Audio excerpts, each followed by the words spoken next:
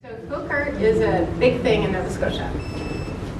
There's a festival every summer in Lunenburg. Has anyone been there? Yeah. Nice. Okay, perfect. Okay, so it's a big deal. It's every year, 12 to 4. People start lining up at 8:30. It's just a big deal. So anyways, I applied for this years ago, and you just send in photos of your rugs, and so they said, sure, come on in, and then I will judge people with clipboards come along in the show and judge it again.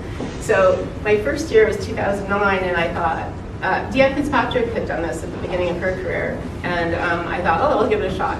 So I went to, it was just a great experience. I sold a lot of rugs, and then I got a letter months later saying, your stuff is craft. It's not folk art. You're not invited back. And I was like, what? Yeah, I know. And usually I'm the type of person who would go, oh, like that's too bad. And I guess that's meant to be, and just sort of. But I didn't. I said, what do you mean it's craft? So I challenged them, and so they didn't get back to me right away. There was crickets for a while.